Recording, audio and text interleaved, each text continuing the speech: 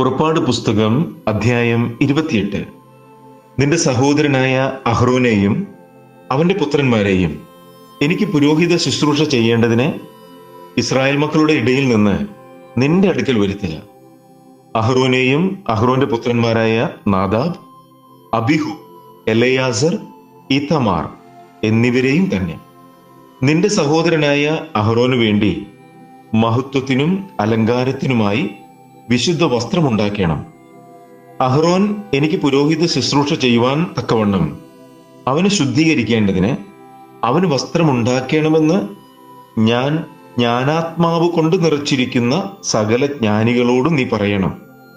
അവർ ഉണ്ടാക്കേണ്ടുന്ന വസ്ത്രമോ പതക്കം, ഏഫോദ്, നീളക്കുപ്പായം, ചിത്രത്തയ്യലുള്ള നിലയങ്കി, മുടി, നടുക്കെട്ട് എന്നിവ തന്നെ. നിന്റെ സഹോദരനായ അഹ്റോൻ എനിക്ക് പുരോഹിത ശുശ്രൂഷ ചെയ്യേണ്ടതിന് അവർ അവനും അവന്റെ പുത്രന്മാർക്കും വിശുദ്ധ വസ്ത്രമുണ്ടാക്കണം. അതിന് പൊന്ന്, നീലനൂൽ, ധൂമ്രനൂൽ, ചുവപ്പ് നൂൽ, പിരിച്ച പഞ്ഞിനൂൽ എന്നിവ എടുക്കണം. പൊന്ന്, നീലനൂൽ, ധൂമ്രനൂൽ, ചുവപ്പ് നൂൽ, പിരിച്ച പഞ്ഞിനൂൽ എന്നിവ കൊണ്ട് നെയ്ത്തുകാരന്റെ ചിത്രപ്പണിയായി ഏഫോദ് ഉണ്ടാക്കണം. അതിൻ്റെ രണ്ടറ്റത്തോട് ചേർന്നതായി 2 ചുമൽക്കണ്ടമുണ്ടായിരിക്കണം. അങ്ങനെ അത് തമ്മിൽ ഇണച്ചിരിക്കണം. അത് കെട്ടിമുറുക്കുവാൻ അതിന്മേലുള്ളതായി ചിത്രപ്പണിയായി നടുക്കെട്ട്, അതിൽ നിന്ന് തന്നെ അതിൻ്റെ പണി പോലെ പൊന്ന്, നീലനൂൽ, ധൂമ്രനൂൽ, ചുവപ്പ് നൂൽ, പിരിച്ച പഞ്ഞിനൂൽ എന്നിവ കൊണ്ടായിരിക്കണം. അതുകൂടാതെ 2 ഗോമേദക കല്ലെടുത്ത് അവയിൽ ഇസ്രായേൽ മക്കളുടെ പേർ കൊത്തേണം. അവരുടെ പേരുകളിൽ 6 ഒരു കല്ലിലും ശേഷമുള്ള 6 മറ്റേ കല്ലിലും അവരുടെ ജനനക്രമത്തിലായിരിക്കണം. രത്നശില്പിയുടെ പണിയായി മുദ്രക്കൊത്തുപോലെ 2 കല്ലിലും ഇസ്രായേൽ മക്കളുടെ പേർ കൊത്തണം. അവ പൊൻതടങ്ങളിൽ പതിക്കണം. കല്ല് 2 ഏഫോദിന്റെ ചുമൽ കണ്ടങ്ങളിൽ മേൽ ഇസ്രായേൽ മക്കൾക്ക് വേണ്ടി ഓർമ്മക്കല്ലായി വെക്കണം. അഹ്റോൻ യഹോവയുടെ മുൻപാകെ അവരുടെ പേർ ഓർമ്മയ്ക്കായി തൻ്റെ 2 ചുമലിന്മേലും വഹിക്കണം. പൊന്നുകൊണ്ട് തടങ്ങൾ ഉണ്ടാക്കണം. തങ്കം കൊണ്ട് ചരടുപോലെ മുറിച്ച് കുത്തുപണിയായി 2 സരപ്പളിയും ഉണ്ടാക്കണം. മുറിച്ച് കുത്തുപണിയായ സരപ്പളി തടങ്ങളിൽ ചേർക്കണം. ന്യായവിധി പതക്കം ചിത്രപ്പണിയായിട്ടുണ്ടാക്കണം.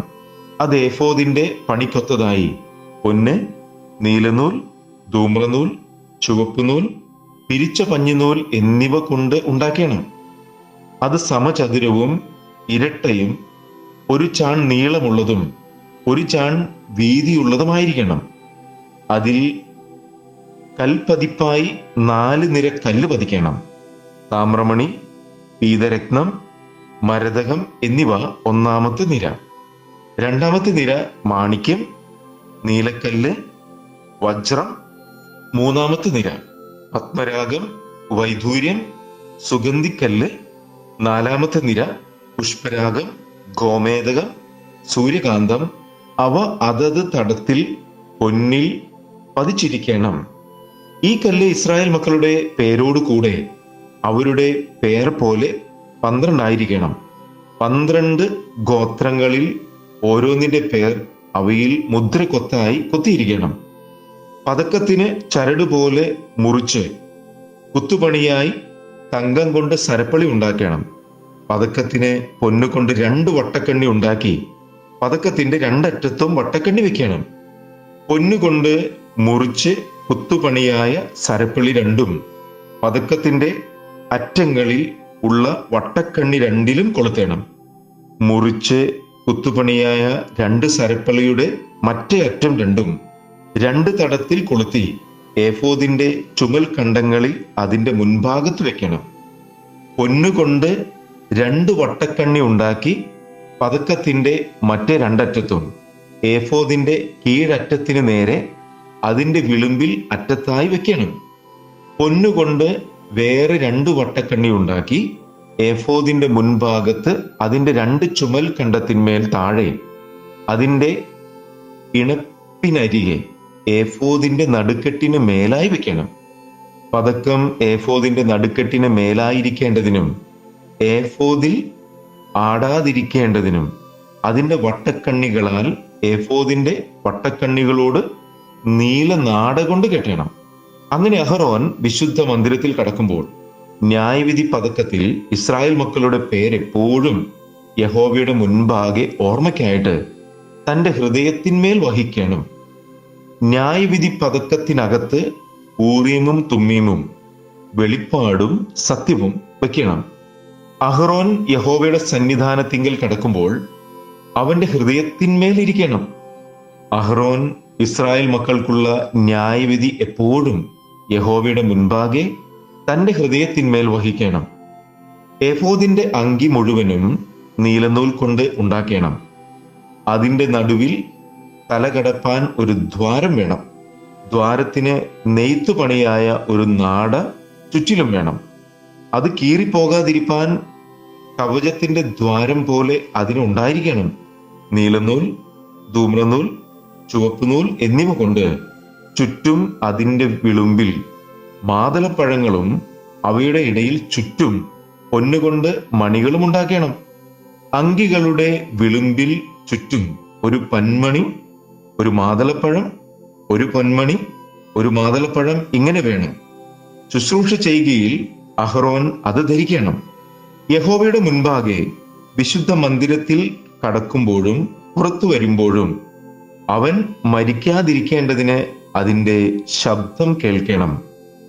തങ്കം കൊണ്ട് ഒരു പട്ടമുണ്ടാക്കി അതിൽ യഹോവയ്ക്ക് വിശുദ്ധം എന്ന് മുദ്രക്കൊത്തായി കൊത്തണം. അത് മുടിമേൽ ഇരിക്കേണ്ടതിന് നീല ചരടുകൊണ്ട് കെട്ടണം. അത് മുടിയുടെ മുൻഭാഗത്തിരിക്കണം. ഇസ്രായേൽ മക്കൾ തങ്ങളുടെ സകല വിശുദ്ധ വഴിപാടുകളിലും ശുദ്ധീകരിക്കുന്ന വിശുദ്ധ വസ്തുക്കളുടെ കുറ്റം അഹറോൻ വഹിക്കേണ്ടതിന് അത് അഹറോന്റെ നെറ്റിയിലിരിക്കണം. യഹോവയുടെ മുൻപാകെ അവർക്ക് പ്രസാദം ലഭിക്കേണ്ടതിന് അത് എപ്പോഴും അവന്റെ നെറ്റിയിലിരിക്കണം. പഞ്ഞിനൂൽ കൊണ്ട് ഉള്ളങ്കിയും ചിത്രപ്പണിയായി നെയ്യണം. പഞ്ഞിനൂൽ കൊണ്ട് മുടിയും ഉണ്ടാക്കണം. നടുക്കെട്ടും ചിത്രത്തയ്യൽ പണിയായിട്ടുണ്ടാക്കണം. അഹറോന്റെ പുത്രന്മാർക്ക് മഹത്വത്തിനും അലങ്കാരത്തിനുമായിട്ട് അങ്കി, നടുക്കെട്ട്, തലപ്പാവ് എന്നിവ ഉണ്ടാക്കണം. അവ നിന്റെ സഹോദരനായ അഹ്റോനെയും അവന്റെ പുത്രന്മാരെയും ധരിപ്പിക്കണം. അവർ എനിക്ക് പുരോഹിത ശുശ്രൂഷ ചെയ്യേണ്ടതിന് അവരെ അഭിഷേകവും കരപൂരണവും ചെയ്ത് ശുദ്ധീകരിക്കണം. അവരുടെ നഗ്നത മറപ്പാൻ അവർക്ക് ചണനൂൽ കൊണ്ട് കാൽച്ചട്ടയും ഉണ്ടാക്കണം. അത് അര തുടങ്ങി തുട വരെ എത്തണം. അഹ്റോനും അവന്റെ പുത്രന്മാരും വിശുദ്ധ മന്ദിരത്തിൽ ശുശ്രൂഷ ചെയ്യുവാൻ സമാഗമന കൂടാരത്തിൽ കടക്കുമ്പോഴോ യാഗപീഠത്തിന്റെ അടുക്കൽ ചെല്ലുമ്പോഴോ കുറ്റം ചുമന്ന് മരിക്കാതിരിക്കേണ്ടതിന് അവർ അത് ധരിക്കണം. അവനും അവന്റെ സന്തതിക്കും അത് എന്നേക്കുമുള്ള ചട്ടമായിരിക്കണം.